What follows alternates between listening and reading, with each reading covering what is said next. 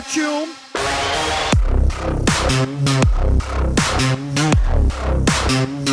Cyberpunk 2077 has finally got its own Steam Deck rating and its own settings. That's very exciting, so let's get on with the video. We have the jsaux Clear Edition for the Steam Deck. This is a back plate that is going to be used to replace the back plate of the Steam Deck. Hopefully they'll come out with a full clear shell of this. They also have a multiple different colors of this. So let's get into this, see how long it takes to get all the different pieces changed out, and see if that little piece of metal on the back of the plate actually reduces some heat and gets dumped out of the device a little bit quicker. Something like that. Let's get into it. So it comes with a little kit on how to do this, some extra screws, and some white little finger dealies. Gross. These are the different back button pieces. And then this is the shell itself. So this is what we're replacing, the back portion of the Steam Deck. I really only think the thing that we're going to need is a pick. Wow. And a screwdriver kit. Would you look at that? I have an iFixit kit. You can use any screwdriver kit. So one thing I did notice that was on the box that was not on the actual clear case itself was this ugly branding. Now I know jsaux is gonna want their branding on this, but I think that's not the point. I don't think the point is to put a big ugly brand on the thing you want to see behind.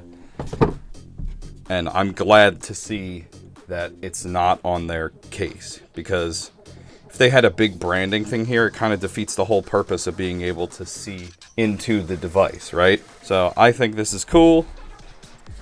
I do like the Valve logoing on the back of this, but let's switch this out and see how it goes.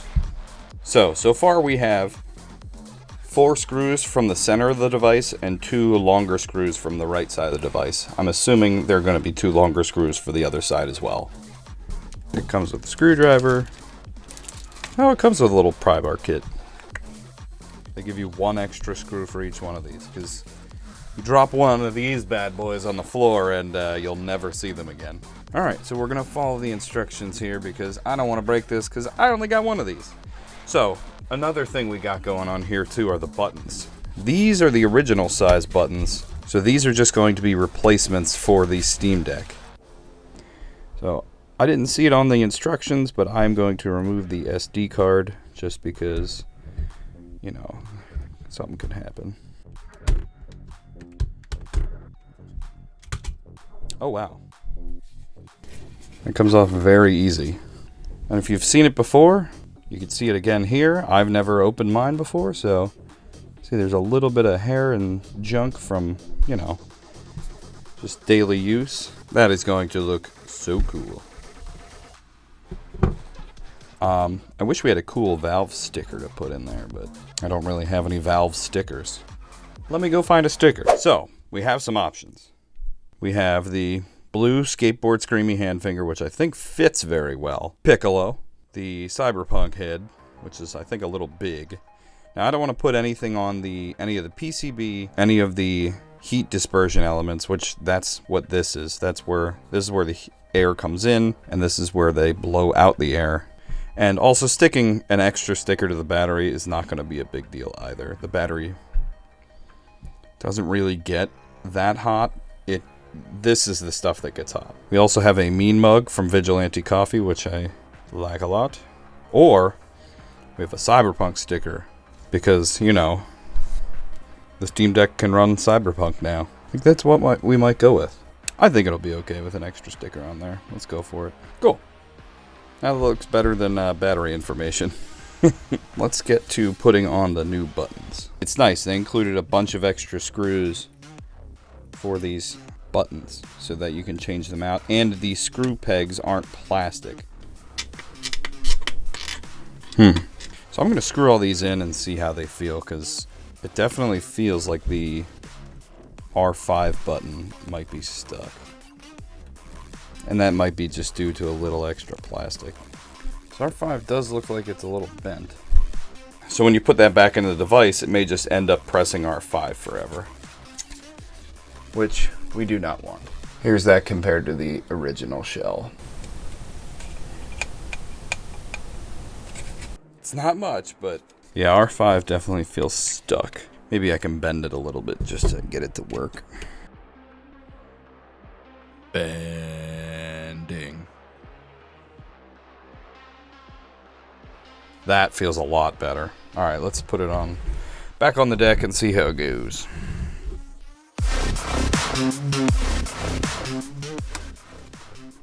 I'm gonna have a weird creaking. And now we have a thermal pad on there. So that's great. So we don't have any weird creaking. And now we have a two-tone Steam Deck. So, as you can tell, we're having no issues with the back buttons.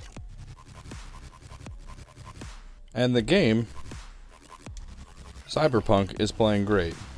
Alright, so overall I think this case, or back shell, is great. I think that it adds a nice aesthetic to the back of the Steam Deck that now you can see the parts, which everybody likes. All the people who like gadgets are going to like to see the actual parts. The buttons did need to be adjusted a little bit. I bent them a little bit and now they work fine. But I did have to finagle them to get them to not press all the way in right off the bat. The little heat pad here is definitely soaking up some heat. And the fan's on, but it's not cranking. And the thermal pad's hot to the touch within a few minutes of playing. So I think it's definitely doing some work. On the other hand, Cyberpunk, with the new Steam Deck settings preset in the Steam store, is awesome. Cyberpunk is one of my favorite games because who doesn't like sci-fi dystopian stuff? It's fantastic. I put a little sticker in there because, I'm a weirdo, but I think this turned out great. Once they release the whole shell for this, I will definitely be getting it and trying it out with my Steam Deck. If you haven't seen, I have plenty of other Steam Deck videos that go with this one, but none of those come with pickles. I keep telling people they don't come with pickles, but they might one day. So subscribe and look in the mail. I sent you something.